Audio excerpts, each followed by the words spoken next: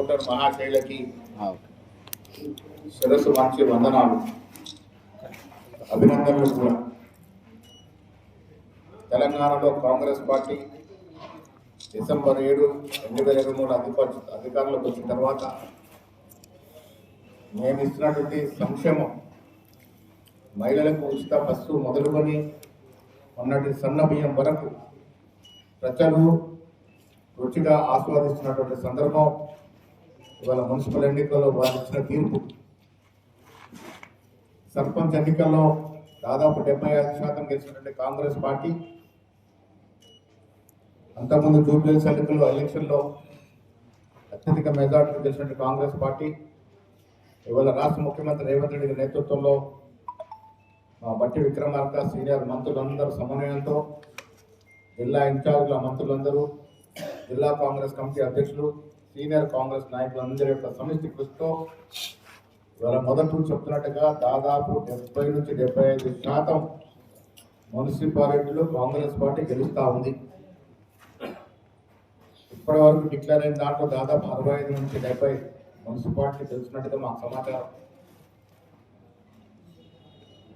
అధికారంలో ఉన్న ఏ ఇతర రాష్ట్రంలో ఎంత మంచి మ్యాండేట్ ప్రభుత్వ పక్షాన ఇవాళ తెలంగాణలో ప్రజలిస్తున్నటువంటి మ్యాండేట్కి ధన్యవాదములు. రకరకాల విమర్శలు, కుయుక్తులు, రాజకీయ చతురతలు ప్రదర్శించినప్పుడు కూడా తెలంగాణ ప్రజలు విఘ్నులు వీళ్ళ కాంగ్రెస్ పార్టీకి పరిపూర్ణమైన మెజార్టీతో పట్టం కడుతున్నటువంటి ఈవేళ మీ ద్వారా యావత్ తెలంగాణ ప్రజానీకానికి, ఓటర్లకి ధన్యవాదములు. మాకు అందుతున్న సమాచారం మేరకు 75% పైనే మున్సిపాలిటీలు వాళ్ళ కాంగ్రెస్ చేతిలోకి వస్తూ ఉన్నాయి. మెజారిటీ వార్డులు కాంగ్రెస్ పార్టీ గెలుచుకున్నది. ప్రశాంత వాతావరణంలో ప్రజాస్వామ్యంగా జరిగినటువంటి ఎన్నికల్లో ప్రతిపక్షాలకు కూడా పోటీ చేసే సౌహృద వాతావరణం ఇచ్చినటువంటి పార్టీ కాంగ్రెస్ పార్టీ. ప్రజాస్వామ్యం కూడా ఉండాలని కోరుకునే పార్టీ కాంగ్రెస్ పార్టీ. ఇవాళ టీఆర్ఎస్, బీజేపీ అన్ని పార్టీలు కలిస్తే కూడా 20% దాటినటువంటి పరిస్థితి. కాంగ్రెస్ ఒకటిగా 75% పైగా మున్సిపాలిటీ గెలుచుకున్న సందర్భం. నిజామాబాద్, కరీంనగర్ కార్పొరేషన్లో మత విద్వేషాలు రెచ్చగొట్టి ఎంఐఎం మీద బీజేపీ, బీజేపీ మీద ఎంఐఎం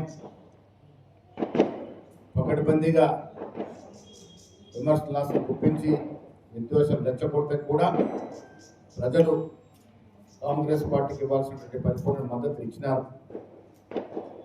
అభివృద్ధి ధ్యేయంగా, సంక్షేమ ధ్యేయంగా జరిగిన ఎన్నికల్లో కాంగ్రెస్ పార్టీకి ప్రజలు మద్దతుగా నిలిచినందుకు వారికి ధన్యవాదములు.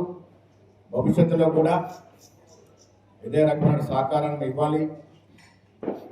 రాష్ట్ర ముఖ్యమంత్రి రేవంత్ రెడ్డి గారు, నేను, మా సీనియర్ కాంగ్రెస్ మంత్రివర్గ సభ్యులు అందరం కూడా ప్రజల ఆకాంక్షలు, ఆశయాలకు అనుగుణంగా పనిచేస్తా ఉన్నాం. వచ్చే 3 సంవత్సరాల్లో మీ కోరిక అనుగుణంగా పనిచేసి మేము ఇచ్చిన మాట నిలబెట్టుకొని మళ్ళీ సార్వత్రిక ఎన్నికల్లో 100కు పైగా సీట్లు గెలిచి తెలంగాణ ప్రజానికంత శబాషి కొట్టుకొచ్చిన ప్రయత్నం ఉన్నాం.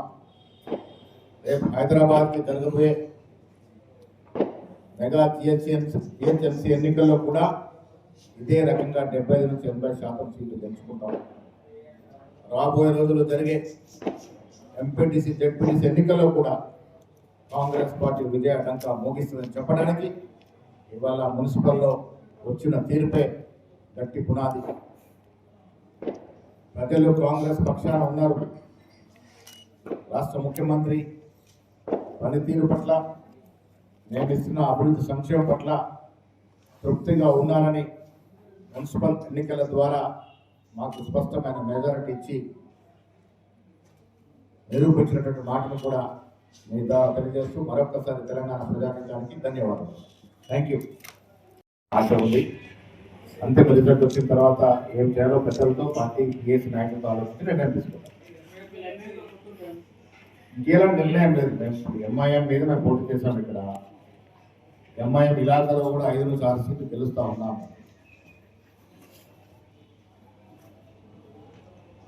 ఎన్నికలు కంప్లీట్ ప్రక్రియ ముగించిన తర్వాత రేపు మా సీనియర్ నాయకులందరితో మాట్లాడిన తర్వాత ఫైనల్ నిర్ణయం తీసుకుంటాం. అన్నిటికీ రాష్ట్రం మొత్తం మీద అవలంబించాల్సినటువంటి స్ట్రాటజీ మీద రేపు ముఖ్యమంత్రి గారు నైట్ వస్తూ ఉన్నారు. ముఖ్యమంత్రి గారు పార్టీ పెద్దలతో అందరితో మాట్లాడి నిర్ణయం తీసుకుంటాం.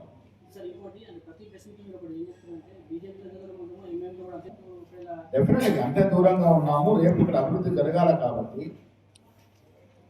కాంగ్రెస్ పార్టీ ఇక్కడ మేయర్గా ఎన్నికవుతే అభివృద్ధికి నా స్వార్థం, నేను ఈ ప్రాంతం వాణి కాబట్టి నా ప్రాంతం అభివృద్ధి జరగాలి కాబట్టి ఆ దశగా ఏమైనా మార్పులు చేర్పులు చేసుకోవాలంటే మనం చేసుకుంటాం. ఆలోచించి తీర్థం ఫైనల్ తీర్పు వచ్చే ఆలోచిస్తాం. Thank you.